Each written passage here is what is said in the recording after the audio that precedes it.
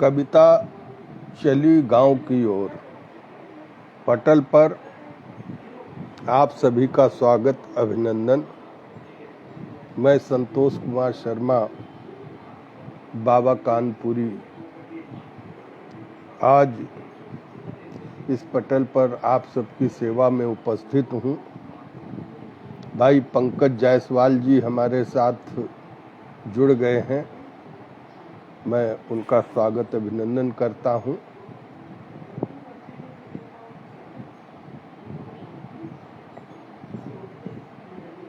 ये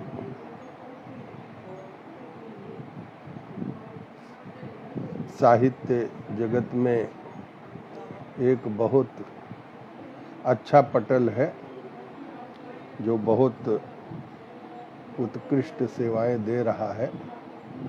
मुझे खुशी है आज आदरणीय भाई डॉक्टर विवेक सावर्ण जी के आदेश पर मुझे इस पटल पर आप सबकी सेवा में उपस्थित होने का अवसर मिला है। आप सबका बहुत बहुत साधुवाद, स्वागत, अभिनंदन।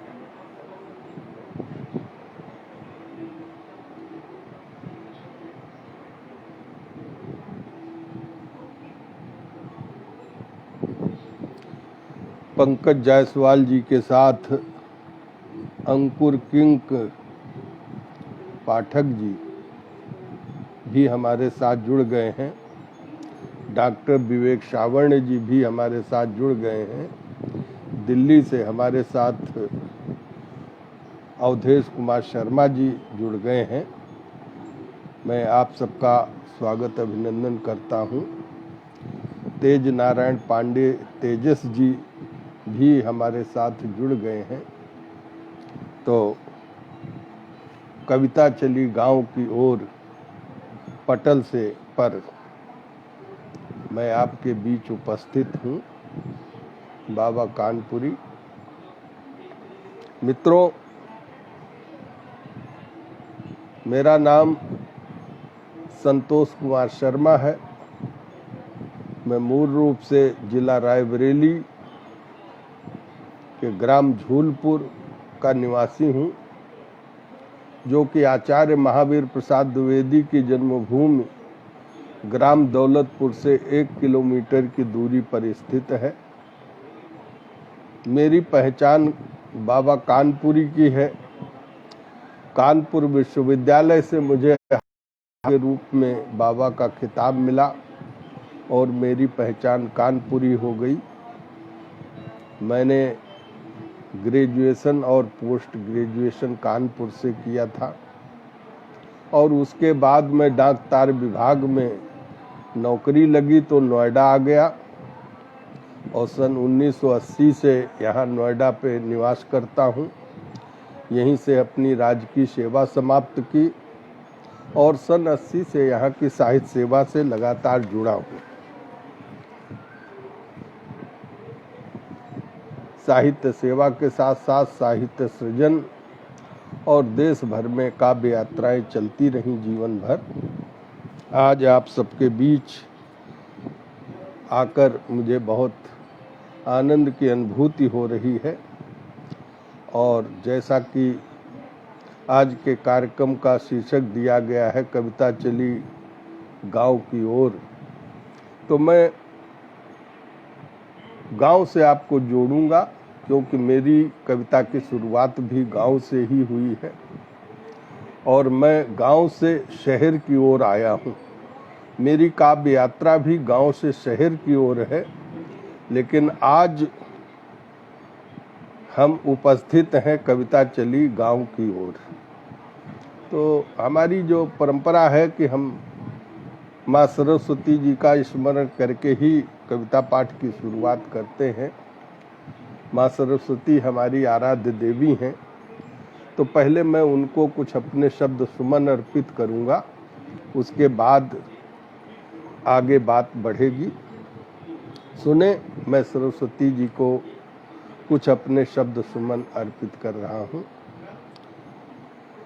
कि माँ शारदे विनय सुन मेरी, इतनी कृपा कोर कर दे। माँ शारदे विनय सुन मेरी, इतनी कृपा कोर कर दे। खाली है यह झोली मेरी, नौ रस नौ सुवर्ण भर दे। माँ शारदे विनय सुन मेरी। छंद देखे आगे कि कर दे कृपा कोर कर करुणा, सुख का सुखद सवेरा हो। अंतर में अज्ञान सघनतम, छाया दूर अंधेरा हो। कि हरे हरे हृदय की त्रास प्यास जो, हरे हृदय की त्रास प्यास जो, बस ऐसा उत्तम सर दे। माँ शारदे विनय सुन मेरी, इतनी कृपा दृष्टि कर दे। और आगे देखें कि मेरे गीतों में प्रतिबिंबित जन मन की अभिलाषा हो। मेरे गीतों में प्रतिबिंबित जन मन की अभिलाषा हो। नए सृजन का राग राष्ट्र हित हो प्रधान, चिर आशा हो। गूंजे बन कर देश राग कुछ, गूंजे बन कर देश राग कुछ, ऐसी जगर मगर कर दे। माँ शारदे विनय सुन मेरी, इतनी कृपा कोर कर दे। खाली है यह झोली मेरी, नौ रस नौ सुवर्ण भर दे। तो ये माँ सरस्वती के प्रति वंदना मैंने प्रस्तुत किया कुछ शब्दों के साथ। कुछ शब्द सुमन मैंने उनकी सेवा में अर्पित किए। मेरा बचपन गांव से बीता और 12वीं तक की पढ़ाई हमने गांव में की। मुझे बचपन से ही कविता पाठ का शौक रहा है और मैं अपने स्कूल की साहित्यिक सांस्कृतिक गतिविधियों में मैं खूब बढ़ चढ़ के हिस्सा लेता रहा हूँ। और जब चौथी कक्षा में था तभी मेरे मन में एक बार ये विचार आया कि जैसे मैं दूसरे कवियों की कविताएं पढ़ता रहता हूँ, क्या मैं ऐसी कविता खुद नहीं लिख सकता। और मेरे मन में आया कि अब मैं खुद भी कविता करूँगा। और जब चौथी क्लास में था तभी से मैंने लिखना पढ़ना शुरू किया। हमारे बीच सुषमा शैली जी दिल्ली से जुड़ गई हैं। सुषमा शैली जी का हम स्वागत अभिनंदन करते हैं। अवधेश कुमार शर्मा जी, तेज नारायण पांडे तेजस जी, विनोद तोमर जी हमारे साथ जुड़े हैं, हम उनका भी स्वागत अभिनंदन करते हैं। और इसके साथ डॉक्टर विवेक सावणी जी, अंकुर किंग पाठक जी, बहुत सारे साथी हमारे साथ जुड़ गए हैं। रश्मिकांत पाठक जी भी हमारे साथ इस समय है, हम उनका भी स्वागत करते हैं। और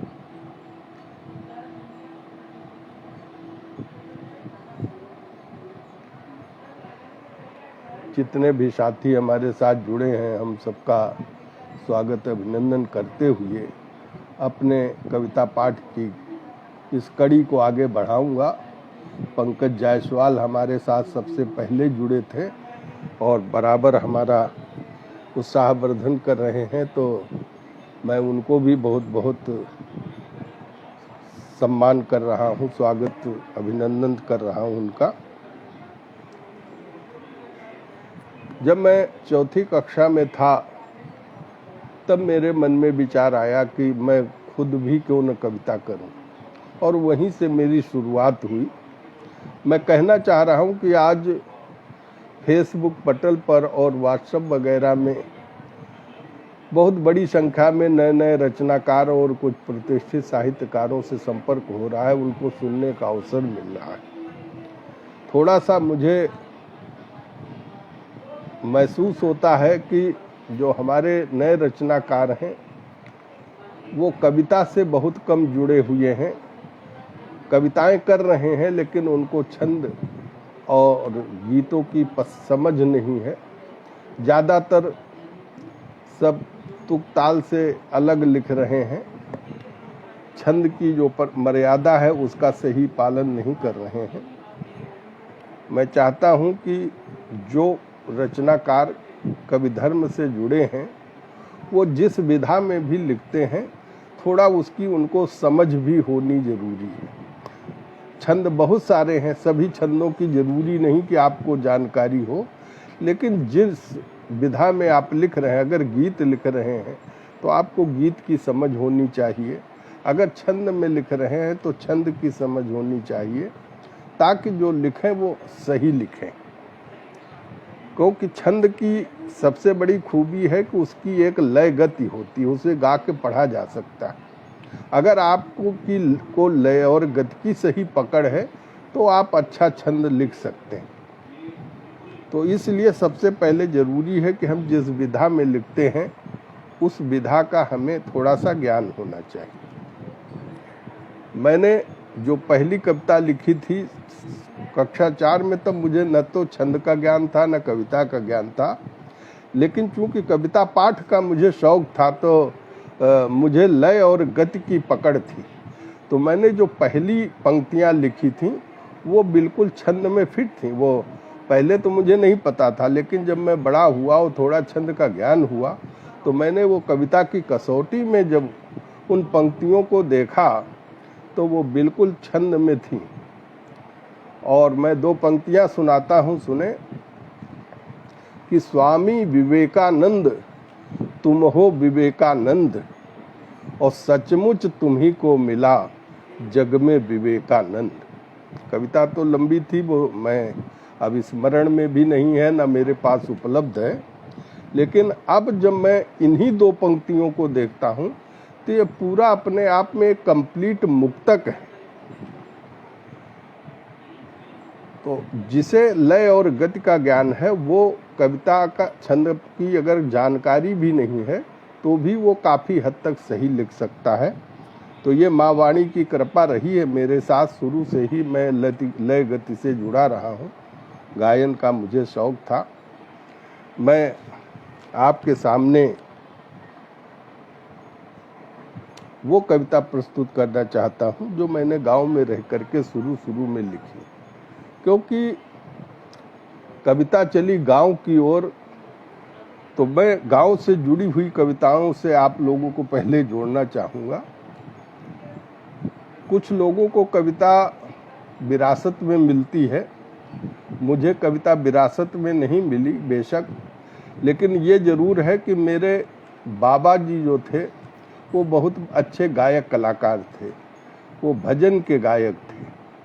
और उसके बाद मेरे बड़े भाई साहब अब नहीं रहे, वो भी बहुत अच्छे गायक कलाकार थे। कानपुर में उनका कीर्तन मंडल था, दीनानाथ मंडल, और रात रात भर उनके जवाबी प्रोग्राम हुआ करते थे। मैं जब कानपुर में पढ़ता था तो मैं भी कभी कभी जाता था, उनका कार्यक्रम सुनता था। तो मेरे भाई साहब गायक कलाकार थे, मेरे बाबा बहुत बड़े गायक कलाकार थे, और मेरे चाचा जी जो थे ताऊ कह सकते, मेरे पिताजी के बड़े भाई थे महावीर जी, वो बहुत बड़े ढोलक के वादक थे। ढोलक और मृदंग के वादन में उनका उन्नाव, रायबरेली, फतेहपुर कई जिलों में बड़ा नाम था। तो मैं जिस जहाँ मेरा जन्म हुआ है वो बैसवाड़ा कहलाता है, और बैसवाड़ा बहादुरी के लिए भी जाना जाता है, उसे वीर बैसवाड़ा कहते हैं। और वो साहित्यिक विभूतियाँ भी वहाँ बहुत बड़ी बड़ी हुई हैं, जिसमें आचार्य महावीर प्रसाद द्विवेदी, सूर्यकांत त्रिपाठी निराला,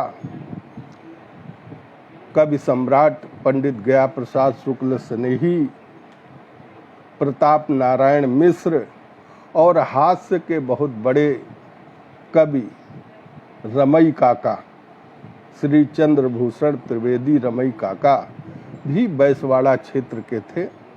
तो इस कारण से बैसवाड़े को साहित्यिक दृष्टि से भी एक पहचान है उसकी, और मेरा सौभाग्य है कि वहाँ मेरा जन्म हुआ। तो सबसे पहले मैं एक छंद अपने क्षेत्र के से परिचय कराते हुए आपके सामने रख रहा हूँ, सुने कि वेद बैसवाड़ा उर उत्तर प्रदेश इस भारत अनंत में चमकता सितारा है।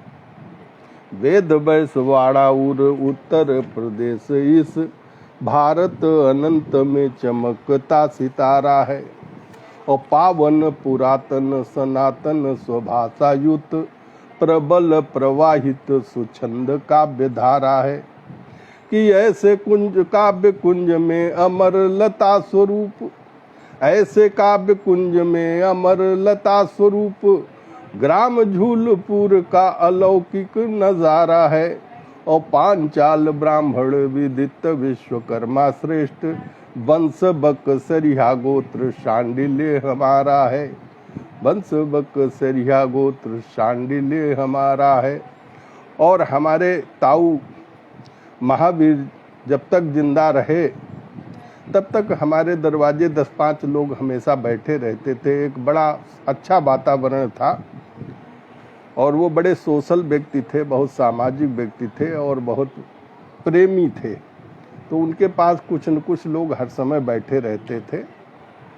तो उनके निधन के बाद मैंने उन पर एक छंद रचना की थी, सुने कि मानी महावीर धीर धनी थे बचन के वे, प्रतिमा स्वरूप शिष्टाचार सुविचार के। कि मानी महावीर धीर धनी थे बचन के वे, प्रतिमा स्वरूप शिष्टाचार सुविचार के। और सुजन स्नेही आतिथेय आतिथों के प्रति आगम स्नेह था उपास सत्कार के। कि भारी भीड़ सुजन समाज की सदैव द्वार, ठन के मृदंग तार झन के सितार के। और उन्हीं का अभाव है अभाव गेह रिक्तवत, अन्यथा कमी क्या कहोगी घर कलाकार के। अभाव है अभाव गेह रिक्तवत, अन्यथा कमी क्या घर होगी कलाकार के, अन्यथा कमी क्या घर होगी कलाकार के। तो ये कुछ स्मृतियां हैं मेरे घर परिवार की, कि मुझे जो है कि वो हमारे बाबा जी बहुत बड़े भजन के गायक कलाकार थे, हमारे ताऊ जी बहुत बड़े मृदंग वादक थे, और मेरे बड़े भाई साहब अब नहीं रहे, वो भी बहुत अच्छे गायक कलाकार थे। और गाने का शौक़ मुझे भी बचपन से रहा है। बाद में तो मैंने अपनी धारा बदल दी और कविता, विशुद्ध कविता की ओर मुड़ गया। लेकिन जब तक मैं गांव में रहा हूं तो मैं कीर्तन भजन में भी हिस्सा लेता रहता था, और उस समय मैं गांव में कीर्तन भजन में हिस्सा भी लेता था, और कभी कभी कीर्तनों की रचना भी करता था। मैं अपनी एक कविता जो उस समय जब मैं 9th में पढ़ता था, 9वीं क्लास में था, तब मैंने राष्ट्रभक्ति की पहली कविता लिखी थी, लेकिन वो फिल्मी धुन में थी। उस समय मैं जो ज़्यादातर गीत जो ये कीर्तन लिखे जाते थे वो फिल्मी धुनों में हुआ करते थे, तो मैंने फिल्मी धुनों में कीर्तन लिखा और ये गीत मेरा बहुत प्रसिद्ध हुआ। 9th क्लास में ही जब मैं पढ़ता था तो 26 जनवरी को मुझे बड़े मंच पर पढ़ने का अवसर मिला और इससे मुझे कवि के रूप में पहचान मिली। मेरे कॉलेज में भी मेरी पहचान बनी कि मैं कवि हूँ। लिखता मैं था बचपन से, लेकिन 9th तक मेरे कॉलेज में कोई नहीं जानता था कि मैं कवि हूँ। लेकिन जब मैंने 26 जनवरी को ये कविता वहाँ सुनाई बड़े मंच से, वहाँ पर बहुत प्रतिष्ठित लोग आए हुए थे, उन्होंने सुना और बहुत सराहना मिली, तो मैं उस कविता से आप लोगों को जोड़ना चाहता हूँ। राष्ट्रभक्ति की कविता है, देखें उस समय मैंने ये रचना की थी।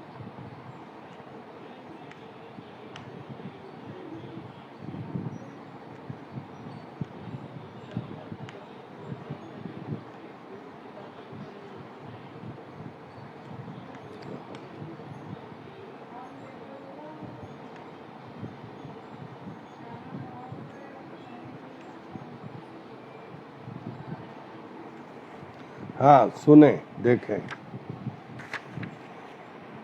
इस बीच हमारे साथ कई हमारे साथी और भी जुड़े हैं, मैं उनका सबका स्वागत अभिनंदन कर रहा हूँ। अवधेश शर्मा जी हमारे साथ बराबर जुड़े हुए हैं। रामेंद्र कुमार जी हमारे साथ जुड़ गए हैं इस समय। रामेंद्र कुमार जी झांसी के रहने वाले हैं, मोट के, और वो बहुत अच्छा एक अपना पटल भी चला रहे हैं। राजेंद्र विश्वकर्मा शाजापुर मध्य प्रदेश से हमारे साथ जुड़ गए हैं, मैं उनका भी स्वागत अभिनंदन करता हूँ। ब्रजेंद्र द्विवेदी जी जो कि हमारे गांव के भी पड़ोसी हैं, बचपन में हमारे सहपाठी रहे, आजकल लखनऊ में रहते हैं, वो भी आज हमारे साथ जुड़े हैं, मैं उनका भी स्वागत अभिनंदन करता हूँ। और अटल मुरादाबादी जी जो कि दिल्ली हिंदी साहित्य सम्मेलन नोएडा के स्नेही मंडल के महासचिव हैं, वो हमारे साथ जुड़ गए हैं। और सुखदेव व्यास जी हमारे साथ इस समय जुड़े हैं। कुसुम सोनी जी हमारे साथ जुड़ी हैं। बहुत सारे हमारे साथी इस समय जुड़े हैं हमारे साथ, हम सबका स्वागत अभिनंदन करते हैं। और मैं वो कविता बचपन की आपके सामने रखना चाहता हूँ, सुने।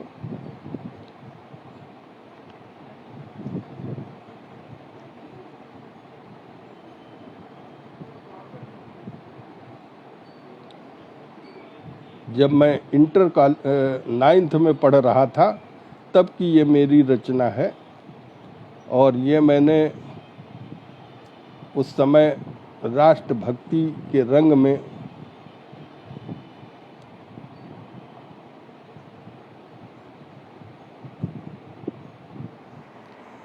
कि एक बात कहता हूँ तुमसे भारत के सरदार, रणवीरों सूरों तुम पे बड़ा है देश भार। एक बात कहता हूँ तुमसे भारत के सरदार, रणवीरों सूरों तुम पे बड़ा है देश भार। कि पावन परम प्रशस्त विश्व में देश मेरा, शिव दधीचि दानी ऋषियों का देश मेरा। इसी भूमि पर राम कृष्ण ने लिए अनेक अवतार, रणवीरों सूरों तुम पे बड़ा है देश भार। कि सनातनी मर्यादा की मर्याद रहे, प्राची से अब तक का यश आबाद रहे, और विश्व राष्ट्र में हो स्वदेश का पहले शासतकार, रणवीरों सूरों तुम पे बड़ा है देश भार, कि वीर शहीदों की मिश्रित इसमें काया। बहुत संघर्ष के बाद देश को आज़ादी मिली है, बहुत लोगों ने कुर्बानी दी है। तो देखें कि वीर शहीदों की मिश्रित इसमें काया, बापू नेहरू की अमूल्य निज की माया, इसी के लिए भगत सिंह ने की फांसी स्वीकार, रणवीरों सूरों तुम पे बड़ा है देश भार, रणवीरों सूरों तुम पे बड़ा है देश भार। आज से 50 साल पहले की लिखी हुई कविता मैं जब 9th में पढ़ रहा था वो आपके सामने प्रस्तुत कर रहा हूँ। कविता चली गांव की ओर, तो फिर गांव की में लिखी हुई कविताएं मैं आपको सुना रहा हूँ कि अनुचित हमला किसी देश पर करो नहीं, न्यायोचित हो किसी शर्त पर डरो नहीं, बाबा बन शहीद चमकोगे ज्यों नभ में ध्रुव तार, रणवीरों सूरों तुम पे बड़ा है देश भार, रणवीरों सूरों तुम पे बड़ा है देश भार। तो ये कविता मैंने लिखी 9th में और उन वीर शहीदों के प्रति मैं अपनी श्रद्धांजलि अर्पित कर रहा हूँ। ये बिल्कुल नई कविता अभी इसी लॉकडाउन के अंतर्गत, बल्कि यूँ कहिए कि अभी 15 अगस्त के आसपास मैंने लिखी, जब देश का स्वतंत्रता दिवस का हम समारोह मना रहे थे।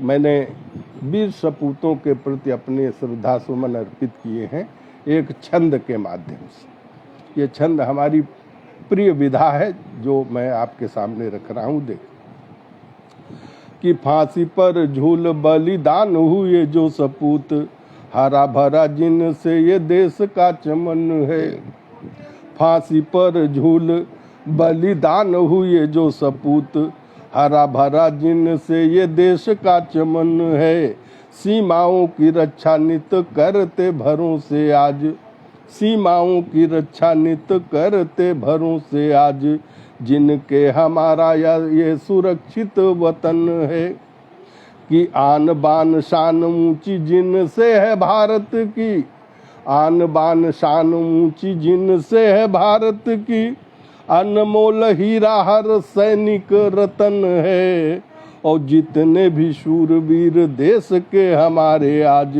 शत शत बार मेरा उनको नमन है, शत शत बार मेरा उनको नमन है, शत शत बार मेरा उनको नमन है।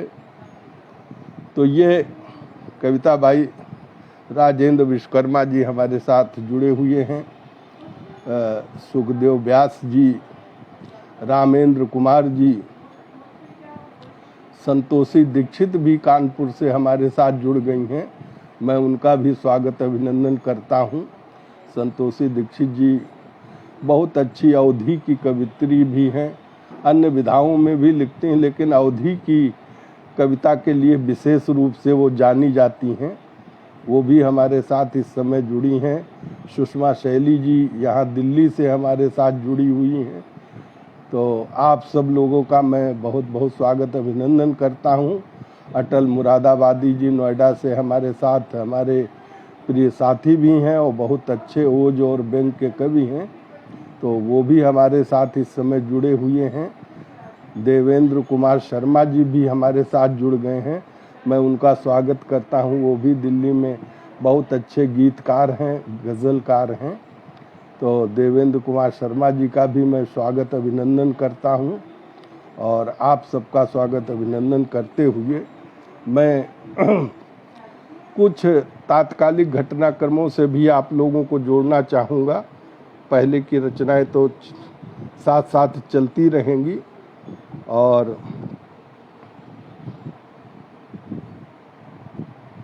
देखें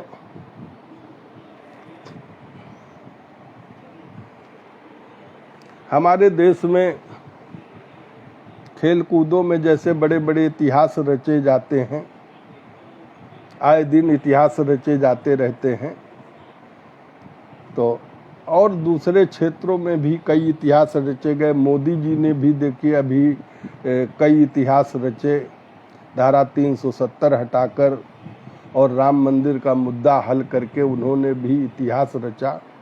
और राजनेता भी हमारे देश के बहुत सारे इतिहास रचा करते हैं। व्यंग्यकार हूँ तो हास्य व्यंग की भी थोड़ी सी बात होनी चाहिए बीच में। देखें, एक इतिहास पिछले साल कांग्रेस पार्टी ने रचा, तो एक इतिहास आम आदमी पार्टी ने रचा। उस पर एक व्यंग आपके सामने रख रहा हूँ, सुने कि कांग्रेस ने रच दिया एक नया इतिहास कि खा पी करके कीजिए सांकेतिक उपवास। और सांकेतिक उपवास धूप में है क्या मरना, एसी कमरों में अब बैठ दीजिए धरना। और बाबा कवि बर्राए प्रगति की बहुत देश ने, अरे आप कर रही वही किया जो कांग्रेस ने, आप कर रही वही किया जो कांग्रेस ने। और एक इतिहास रचा भाई उत्तर प्रदेश के पूर्व मुख्यमंत्री अखिलेश यादव जी ने। जब कोर्ट से आदेश हो गए उच्चतम न्यायालय से कि जो पूर्व मुख्यमंत्री हैं वो अपने आवास खाली करें, तो सन 70 देश को आज़ाद हुए 70 साल हो गए और 70 साल में जितने मुख्यमंत्री हुए उत्तर प्रदेश में, सभी ने अपने अपने आवास हथियार रखे थे, तो उन्हें खाली करना पड़ा। योगी सरकार में आदेश हुआ कि भाई आप वो खाली करिए, कोर्ट का आदेश है। सब ने अपने अपने तरीके से खाली किया, लेकिन अखिलेश यादव जी का तरीका कुछ निराला था। उस पर एक कुंडली छंद मैंने लिखा, वो आपको सामने रख रहा हूँ, सुने कि खाली बेशक कर गए वो सीएम आवास, खाली बेशक कर गए वो सीएम आवास, और तोड़ फोड़ करके गए बिखरा कर जो ताश। और बिखरा कर जो ताश बजाते गाजे बाजे, लेकर गए उखाड़ सभी खिड़की दरवाजे। तो बाबा कवि बर्राए, बाबा टूटे ताले की पकड़ा कर ताली, अरे बड़ी मेहरबानी की कोठी करके खाली, बड़ी मेहरबानी की कोठी करके खाली। तो ये भाई अखिलेश यादव जी का तरीका था, जो लोगों ने के बीच बहुत चर्चा का विषय रहा। भाई हमारे हास्य कवि राजेंद्र विश्वकर्मा जी हमारे साथ जुड़े हुए हैं, अवधेश कुमार शर्मा जी नोएडा से, यहाँ दिल्ली से, आप सब लोग बड़े मन से, डॉक्टर रामवीर शर्मा जी भी हमारे साथ जुड़ गए, हम उनका भी स्वागत करते हैं। रामेंद्र कुमार सोनी जी झांसी से हमारे बीच हैं, हम उनका भी स्वागत करते हैं और कविता से आपको आगे बढ़ा रहे हैं। सुने कि देखें,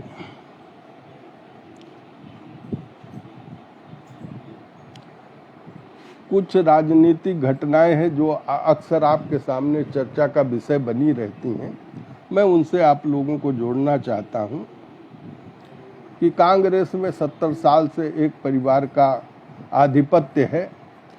यद्यपि कांग्रेस में बहुत बड़े बड़े राजनेता हैं, धुरंधर हैं और राजनीतिक जीवन का अनुभव है लंबा, लेकिन उनको कभी अवसर नहीं मिलता। अध्यक्ष एक ही परिवार का व्यक्ति बनता है, वो योग्य हो न हो उस कोई फर्क नहीं पड़ता है। और इसी के कारण कांग्रेस का दिनों दिन पतन होता जा रहा है। तो ऐसे में मैंने कांग्रेस को आगाह किया है कि अगर आप चाहते हैं कि कांग्रेस फिर से मजबूत स्थिति में आए, तो आपको ये मोह भंग करना पड़ेगा, और नहीं करेंगे तो फिर और स्थिति खराब होगी। 4 पंक्तियां देखें मैंने रखी हैं कि प्रियंका सोनिया राहुल की रेखा तोड़ कर देखो, प्रियंका सोनिया राहुल की रेखा पार कर देखो, डूबती नाव पार्टी की अगर फिर से बचाना है।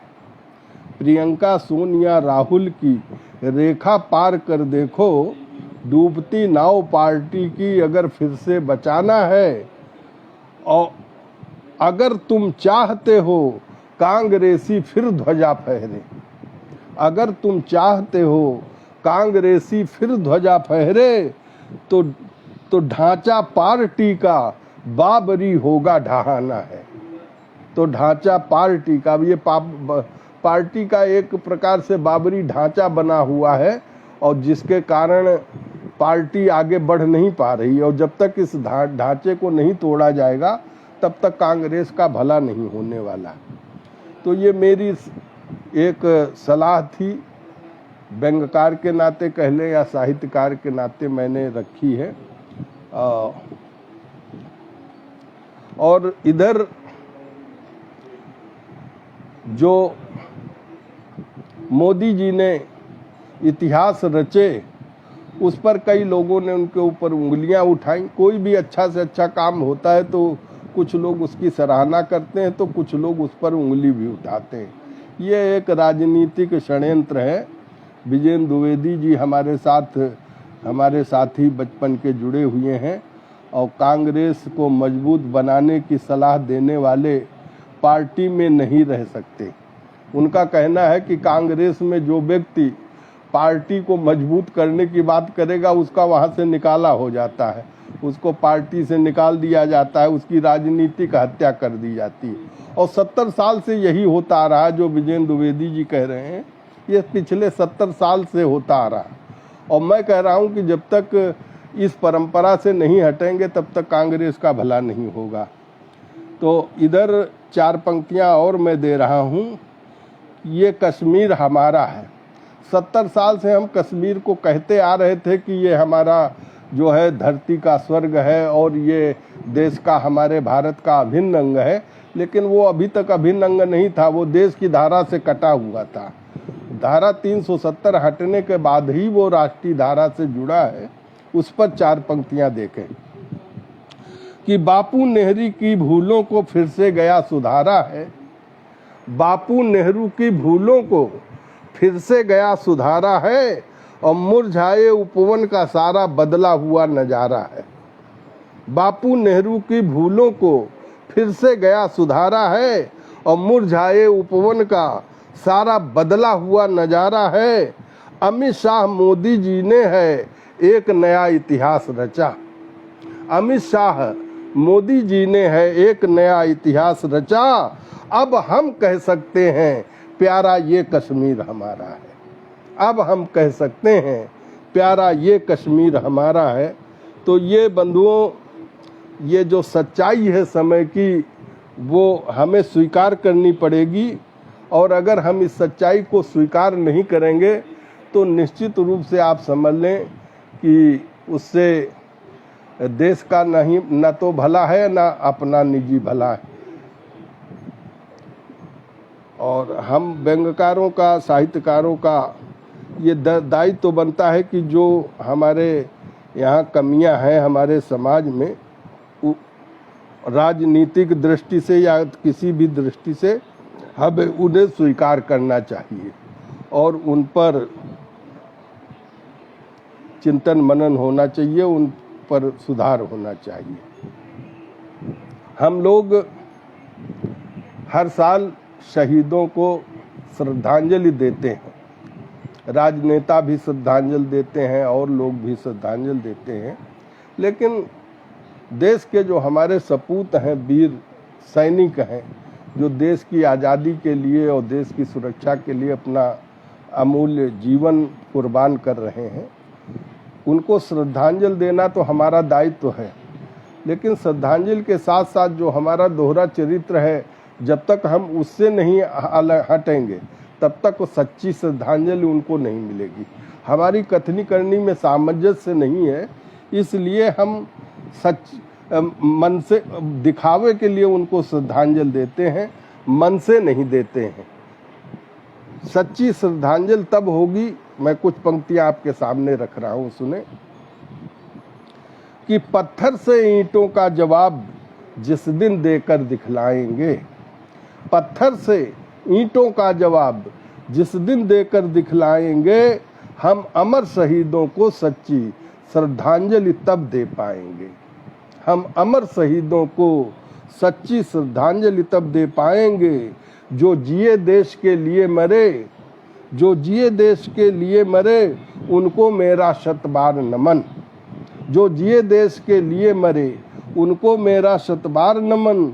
जिनके कारण है हरा भरा फल फूलों से गुलजार चमन, तो है जख्मी काया आज देश की, जिन कृतघ्न हैवानों से वो रहते बीच हमारे, पर गद्दार देश के हैं दुश्मन, पर गद्दार देश के हैं दुश्मन।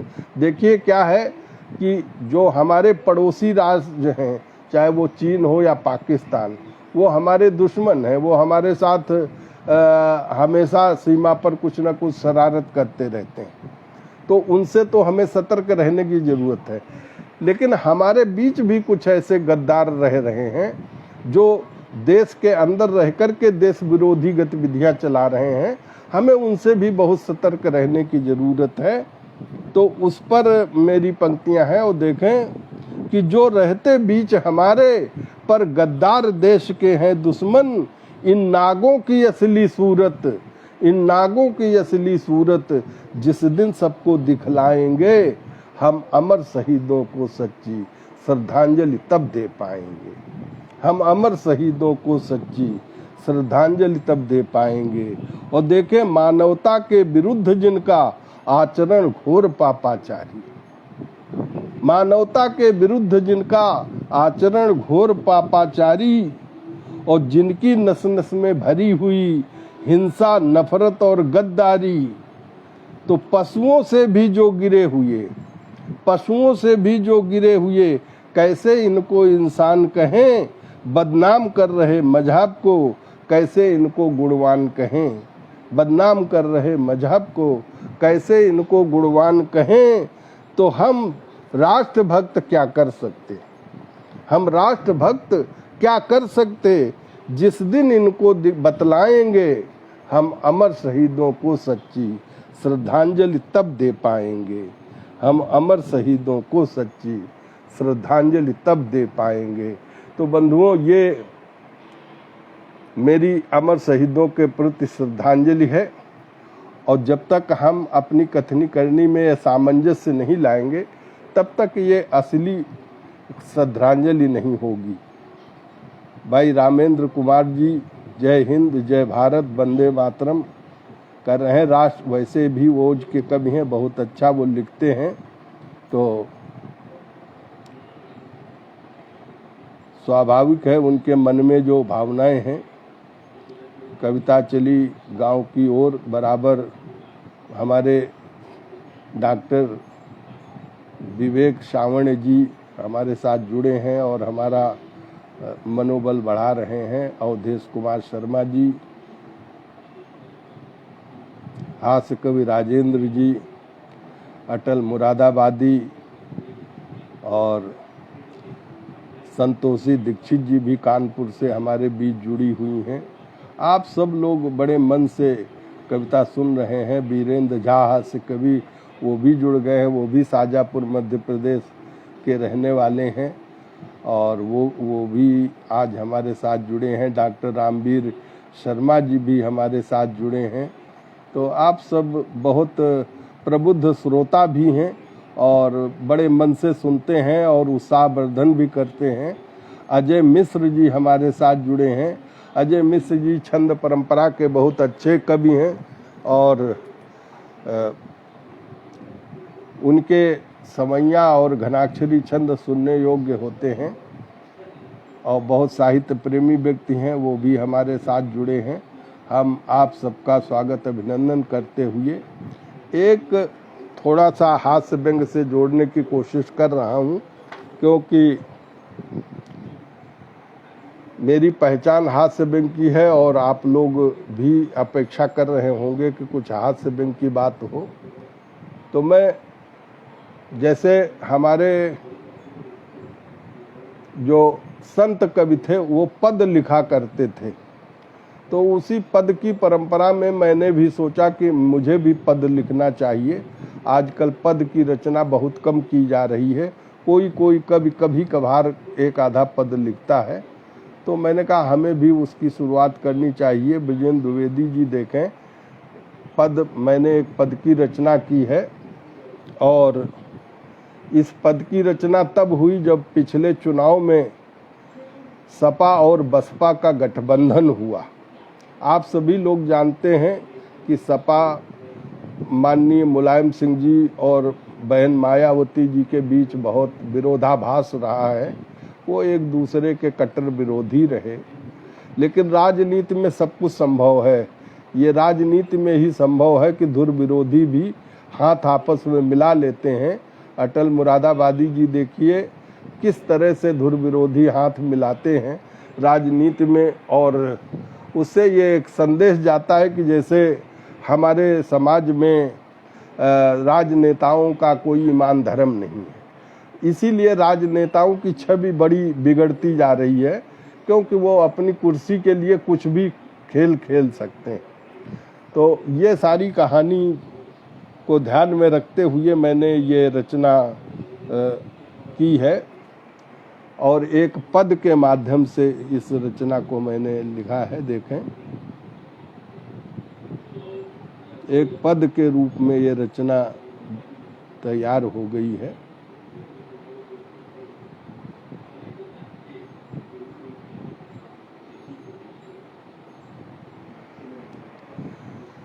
कि माया महाठगनी हम जानी, माया महाठगनी हम जानी, भूल गई अपने अतीत की, भूल गई अपने अतीत की, जो थी राम कहानी, माया महाठगनी हम जानी, माया महाठगनी हम जानी।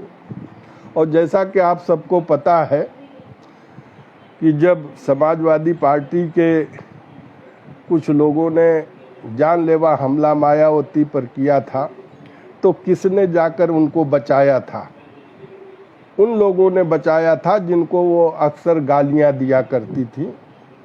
तो इस बात को ध्यान में रखें और कविता की पंक्तियां सुने कि तिलक तराजू तलवारों ने मिलकर जान बचाई, तिलक तराजू तलवारों ने मिलकर जान बचाई, जिनको गरियाया करती थी वह पी पी कर पानी, माया महाठगनी हम जानी, माया महाठगनी हम जानी। तो चीर हरण करने वाले बन गए सहोदर भाई, चीर हरण करने वाले बन गए सहोदर भाई, बना भतीजा श्याम बुआ बन मीरा है दीवानी, माया महाठगिनी हम जानी, माया महाठगिनी हम जानी। और अटल जी देखें कि चीर हरण जिन गुंडों की छाती पर थी, चढ़ने की तैयारी। आपको पता होगा कि इस चुनाव से पहले बहन जी का एक नारा होता था कि चढ़ गुंडों की छाती पर, मोहर लगेगी हाथी पर। लेकिन हुआ क्या, उल्टा हो गया। गठबंधन होने के बाद क्या स्थिति बनी कि जिन गुंडों की छाती पर थी, चढ़ने की तैयारी, हाथी उनका साथी बनकर पिला रहा है पानी, माया महाठगिनी हम जानी, माया महाठगिनी हम जानी। और अंतिम पंक्तियां इस कविता की हैं कि जो इनका गठबंधन हुआ वो गठबंधन कैसा था। उस गठबंधन की एक चित्र मैं आपके सामने गठबंधन का प्रस्तुत कर रहा हूं। देखें कि चूहा बिल्ली सांप नेवले का है ये गठबंधन, चूहा बिल्ली सांप नेवले का है ये गठबंधन।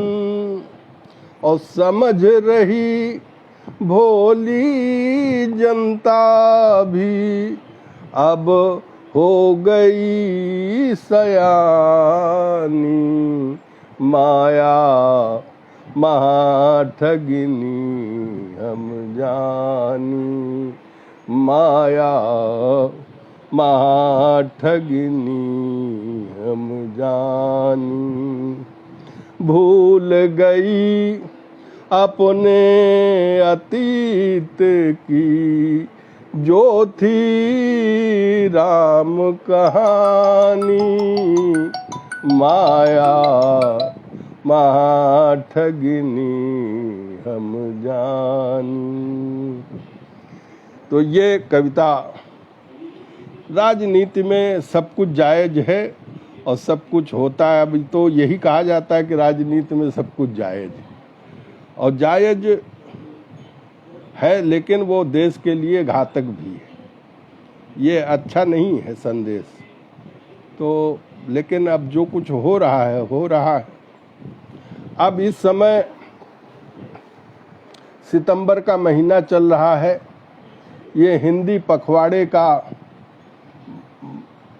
मौका है। हिंदी हमारी राजभाषा है, वैसे तो हमारी मातृभाषा भी है और राष्ट्रभाषा भी हिंदी ही। वैसे भले ही राजनीतिक दृष्टि से उसे पूर्ण दर्जा नहीं मिला है, लेकिन भारत में हिंदी के अलावा अन्य कोई ऐसी भाषा नहीं जो राष्ट्रभाषा का स्थान ले सके। 80% से ज़्यादा लोग इसको समझते हैं, बोलते हैं, लिखते पढ़ते हैं, अपने काम में उपयोग करते हैं। तो ऐसे में हिंदी के अलावा राष्ट्रभाषा कोई और तो हो नहीं सकती। हम तो उसे राष्ट्रभाषा मानते ही हैं। लेकिन 70 साल से ऊपर हो गए देश को आज़ाद हुए, अभी तक हिंदी को उसका उचित दर्जा नहीं मिला। उसके कारण हमारी जो दोहरी नीति है, जो हमारी कथनी और करनी में सामंजस्य नहीं है, उसके लिए हम हिंदी भाषी ही ज़्यादा दोषी हैं। क्योंकि हम लोग खुद हिंदी को पर गर्व की बात तो करते हैं, गर्व भी करते हैं, लेकिन हम लोग भी अंग्रेजी को बढ़ावा दे रहे हैं। अपने बच्चों को अंग्रेजी स्कूलों में पढ़ाते हैं, ज़्यादा से ज़्यादा अंग्रेजी में वातावरण बना के रह रहे हैं, उसी में गौरवान्वित होते हैं।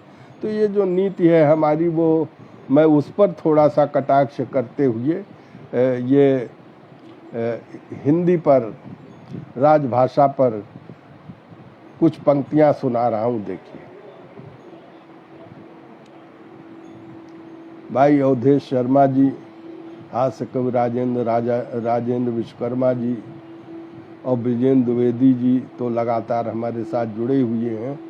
ओम प्रकाश उपाध्याय सलील जी हमारे साथ जुड़ गए हैं। ओम प्रकाश उपाध्याय सलील जी बहुत अच्छे साहित्यकार हैं, हम उनका भी स्वागत अभिनंदन करते हैं। अवधेश कुमार शर्मा जी, अटल मुरादाबादी जी और हमारे बहुत सारे साथी हमारे साथ बराबर जुड़े हुए हैं। मैं सब पर नज़र रख रहा हूँ और बात बढ़ा रहा हूँ कविता से आगे। सुने, देखिए, जो हमारी सोच में दोहरापन है, कथनी करनी में सामंजस्य नहीं, उसको ध्यान में रख करके कुछ पंक्तियां मैंने कहने का प्रयास किया है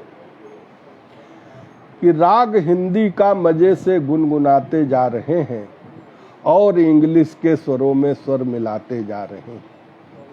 राग हिंदी का मजे से गुनगुनाते जा रहे हैं और इंग्लिश के स्वरों में स्वर मिलाते जा रहे हैं। शुद्ध हिंदी में पके पकवान की करते हैं चर्चा और इंग्लिश में तले पापड़ चबाते जा रहे हैं, और इंग्लिश में तले पापड़ चबाते जा रहे हैं। और मान की सम्मान की भाषा है खुद हिंदी हमारी, मान की सम्मान की भाषा है खुद हिंदी हमारी।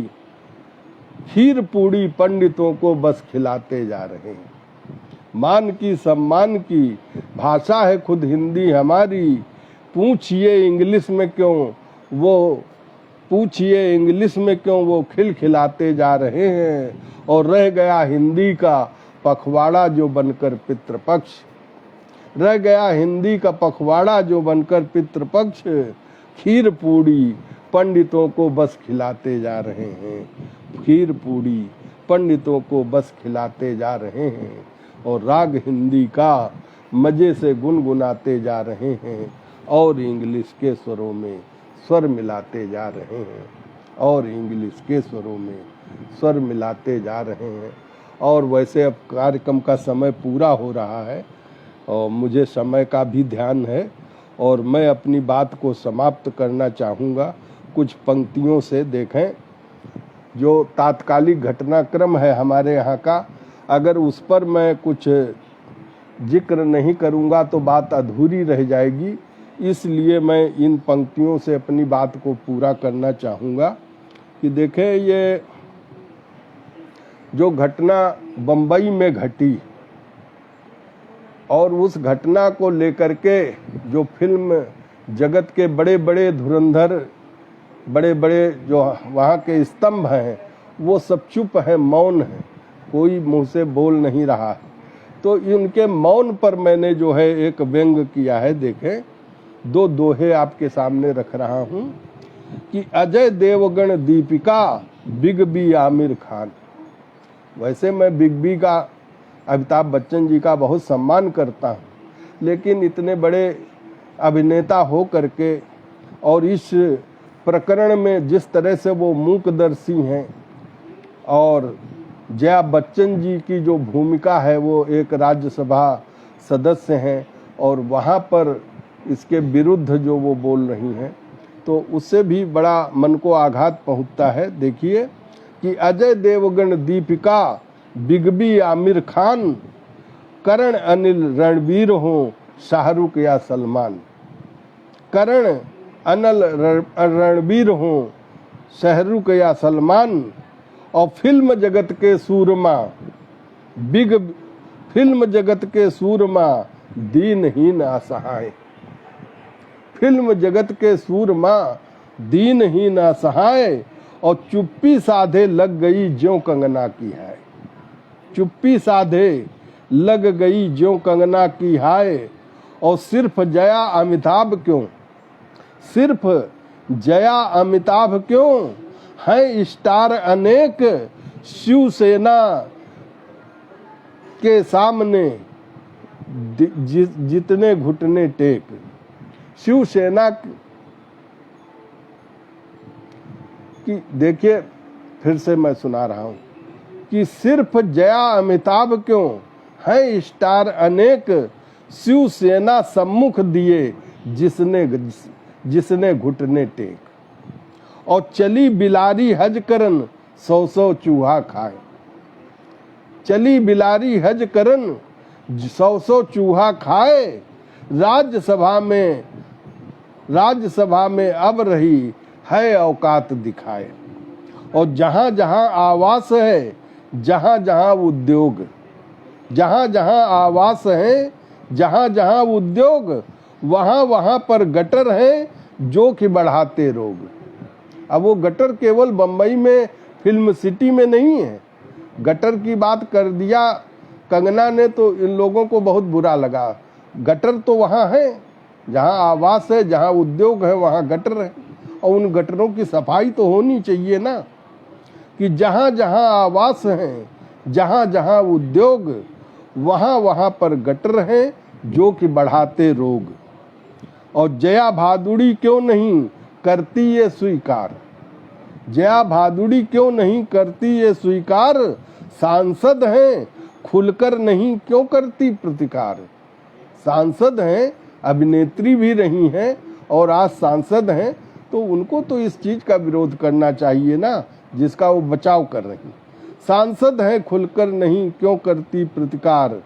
लेकिन क्या है कि हर बीमारी का इलाज भी होता है। जिस तरह की उनकी भाषा है उसका जवाब भी, वो भी जया है और एक दूसरी भी जया है। एक जया बच्चन है तो एक दूसरी जयप्रदा है।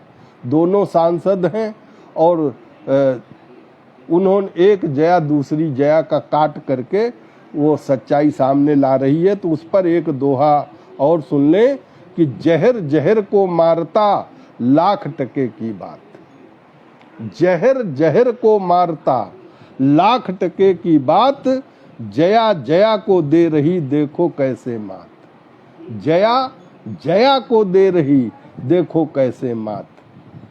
और अंतिम पंक्तियां मैं सुनाकर अपनी बात खत्म कर रहा हूं, सुने कि अंगना टूटा है मगर कंगना है साबूत। अंगना टूटा है मगर कंगना है साबूत। और शिवसेना की देख ली दुनिया ने करतूत। और दुनिया ने करतूत बड़ी हरकत कायराना।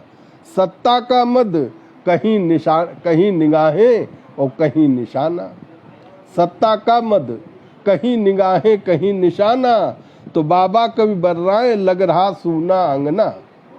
बाबा कवि बर्राए लग रहा सूना अंगना। गले की फांसी आज बन गई इनके कंगना। गले की फांसी आज बन गई इनके कंगना। तो इन्हीं पंक्तियों के साथ मैं आज के इस कविता पाठ को यहीं विराम देता हूं। आप सबके प्रति बहुत बहुत आभार।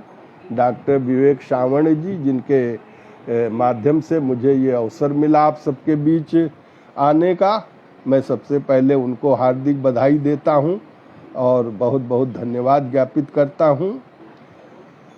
सोनिया पाहवा जी हमारे साथ जुड़ी हुई हैं।